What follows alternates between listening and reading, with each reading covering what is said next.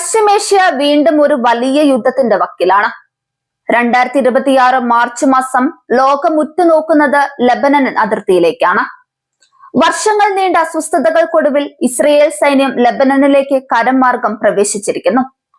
Operation roaring lion എന്ന് പേരിട്ടിരിക്കുന്ന ഈ സൈനിക നീക്കം വെറുമൊരു അതിർത്തി തർക്കമല്ല, മറിച്ച് ഹിസ്ബുള്ളയെ പൂർണ്ണമായും ഇല്ലാതാക്കുക എന്ന ലക്ഷ്യത്തോടെയുള്ള കടന്നുകയറ്റമാണ്. എന്താണ് ലെബനനിൽ സംഭവിക്കുന്നത്? എന്തുകൊണ്ടാണ് ഈ കരയുദ്ധം ഇത്രയും ഭീകരമാകുന്നത്? ഈ യുദ്ധത്തിന്റെ വേരുകൾ കിടക്കുന്നത് ഇറാനിലാണ്. 2026 ഫെബ്രുവരിയിൽ ഇറാന്റെ പരമോന്നത നേതാവ് അലി ഖമേനി വധിക്കപ്പെട്ടതോടെയാണ് സംഘർഷം പുതിയ തലത്തിലെത്തിയത്. ഇറാന്റെ ഉറ്റനുയായികളായ ഹിസ്ബുള്ള ഇസ്രയേലിന് നേരെ വൻതോതിൽ റോക്കറ്റ് ആക്രമണം നടത്തി. ഇതിന് മറുപടിയായി മാർച്ച് 2 മുതൽ ഇസ്രയേൽ വ്യോമാക്രമണം ശക്തമാക്കി.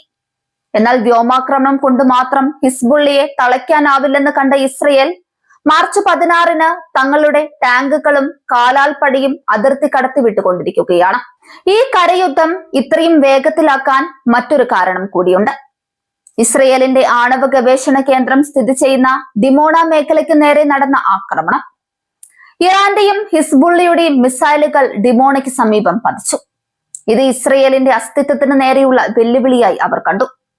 100 കണക്കിന് ആളുകൾക്ക് പരിക്കേറ്റ ഈ ആക്രമണത്തിന് പിന്നാലെ ലിറ്റാനി നദിക്ക് തെക്കുള്ള പ്രദേശം മുഴുവൻ പിടിച്ചെടുക്കുക എന്ന ലക്ഷ്യത്തിലേക്ക് ഇസ്രയേൽ സൈന്യം നീങ്ങി. നിലവിൽ തെക്കൻ ലെബനനിലെ ഐറ്ററൂൺ, ഒഡേഷ തുടങ്ങിയ അതിർത്തി ഗ്രാമങ്ങളിൽ കടുത്ത പോരാട്ടം നടക്കുകയാണ്. ഹിസ്ബുള്ളയുടെ തുരങ്ക ശൃംഖലകളും ഒളിത്താവളങ്ങളും തകർക്കുകയാണ് ഇസ്രയേലിന്റെ ലക്ഷ്യം. എന്നാൽ ഹിസ്ബുള്ള അത്ര പെട്ടെന്ന് കീഴടങ്ങാൻ തയ്യാറല്ല. ഗറില്ല യുദ്ധമുറകളിലൂടെ അവർ ഇസ്രയേൽ സൈന്യത്തെ പ്രതിരോധിക്കുന്നുണ്ട്. ലിറ്റാനി നദിക്ക് കുറുകെയുള്ള പ്രധാന പാലങ്ങളെല്ലാം ഇസ്രയേൽ തകർത്തു കഴിഞ്ഞു. ഹിസ്ബുള്ളയുടെ ആയുധ വിതരണ ശൃംഖല മുറിക്കുകയാണ് ഇതിൽ ഇസ്രയേൽ ഉദ്ദേശിക്കുന്നത്. യുദ്ധം എപ്പോഴും സാധാരണക്കാരെയാണ് വേട്ടയാടുന്നത്. ലെബനനിൽ നിന്ന് ഇതുവരെ 10 ലക്ഷത്തിലധികം ആളുകളാണ് വീടുകൾ ഉപേക്ഷിച്ച് ഓടിപ്പോയത്. ഏകദേശം 1000-ലധികം പേർ കൊല്ലപ്പെട്ടു. തെക്കൻ ലെബനൻ ഇന്ന് ഒരു പ്രേതഭൂമിക്ക് സമാനമാണ്. ഭക്ഷണത്തിനും മരുന്നിനും വൻ ക്ഷാമം അനുഭവപ്പെടുന്നു. ഗാസ മോഡൽ ലെബനനിലും ആവർത്തിക്കപ്പെടുമോ എന്ന ഭീതിയിലാണ് ലോകം.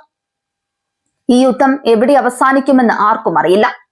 ഇസ്രയേൽ സൈനിക മേധാവി പറയുന്നത് ഇതൊരു നീണ്ട പോരാട്ടത്തിന്റെ തുടക്കം മാത്രമാണെന്നാണ്. ഇസ്രയേലും ഹിസ്ബുള്ളയും തമ്മിലുള്ള ഈ പോരാട്ടം ഒരുപക്ഷെ 3ാം ലോക മഹായുദ്ധത്തിലേക്ക് നയിച്ചേക്കാവുന്ന ഒരു പ്രാദേശിക യുദ്ധമായി മാറുമോ? അതോ ലോകശക്തികളുടെ ഇടപെടലിലൂടെ സമാധാനം പുനഃസ്ഥാപിക്കപ്പെടുമോ? കാത്തിരുന്ന് കാണാം.